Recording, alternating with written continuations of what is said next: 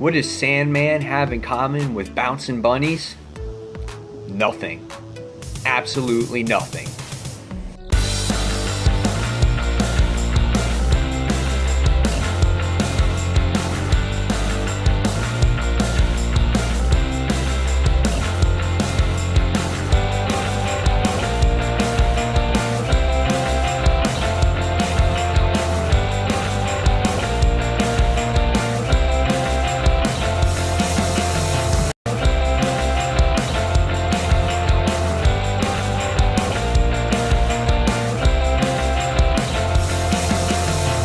Hey Frontline fans, welcome back to Comic Frontline and fans. You're back with me, Mike Spider Slayer, getting ready to do that all-important comic book review so you the fans can make a decision on what comic books to buy. And yes, today guys, we're talking about not just Bouncing Bunnies and Sandman, but we're talking about the Amazing Spider-Man issue number 5. This is Renew Your Vows. This is the series that gets those other fans happy. If they're not happy with Dan Slott's run on The Amazing Spider-Man, well, here you go.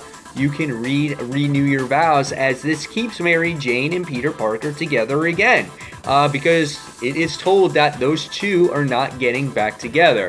So, this is the universe you have it. This is issue number 5. The first 4 issues featured us getting to know the family and them doing their first battle together as a family against Mole Man. And in this issue, this felt like it was more of a setup, especially when it comes to Normie Osborn, the 10-year-old that's taking over Oscorp in this issue. The cover here is done by Roberto Ramos. This is not the interior art in here, but this is the Venomized cover, so if you want to pick that up, go ahead. My copy of this cover was only probably $1 more. The book is written by Jerry Conway. Ryan Stegman usually does the artwork in here, but Nathan Stockman was the artist in this particular issue.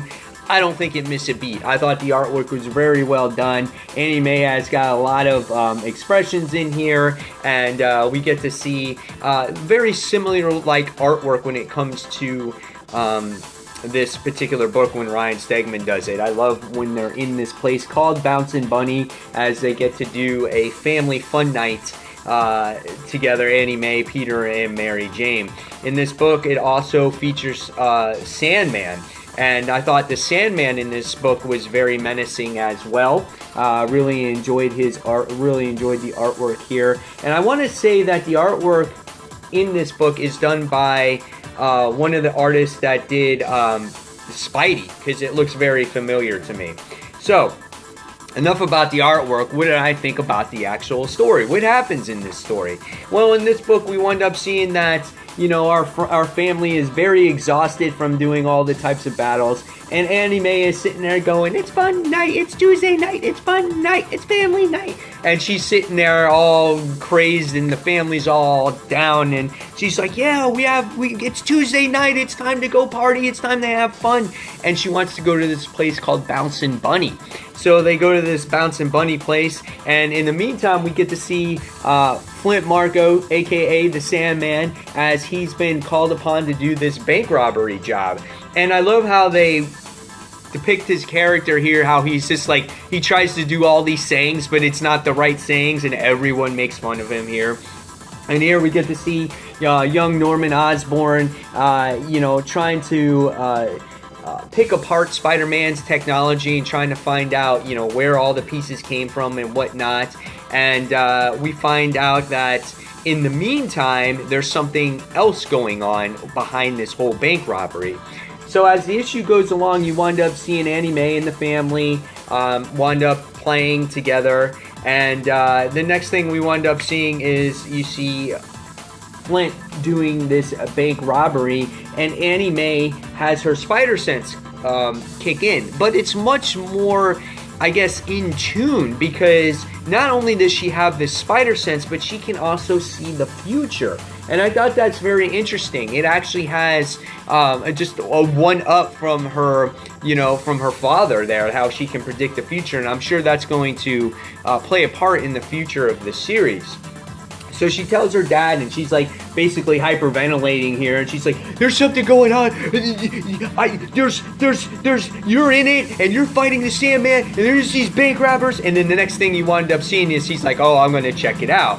What I really did like about this particular issue is that we wind up seeing the power of the Sandman, and we get to see how he can sneak in cracks and how he can bust through the vault, and the sand goes flying, and it's very convincing when you're the reader here. Spider-Man's actual dialogue in this issue is a lot of fun. He says the humor, the jokes that you would expect from the character, and this makes it a much more lighthearted book, unlike maybe Dan Slott's run, which is a little bit more darker. I love how the family teams up with each other in the issue. We have, of course, Spinneret, which is Mary Jane, and Spiderling, which is Annie Mae.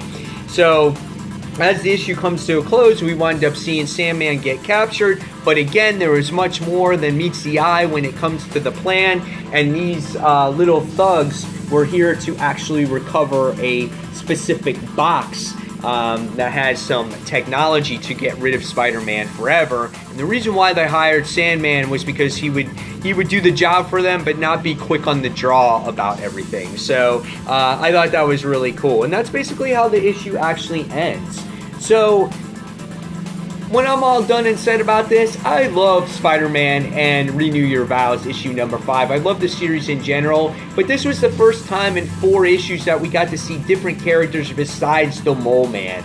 And I love Jerry Conway's writing in this. I think there's a nice balance between Spider-Man and the family and action, and this was great artwork. I wouldn't even mind if this artist was like the backup artist behind Ryan Stegman, or takes over this book if Ryan Stegman was to ever leave. I thought it was really well done. Again, more setup for Norman Osborn Jr. here on what he's going to do to Spider-Man and his family. So I love how they plant the seeds, and then there's other stories going along with it. So really great book. I had a lot of fun with it. I gotta give this one probably a 4.5 out of 5 stars.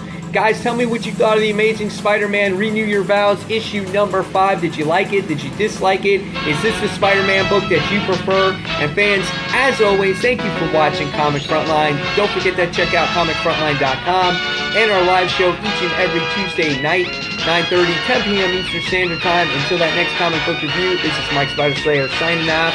Thanks for watching, guys. Take care. Bye.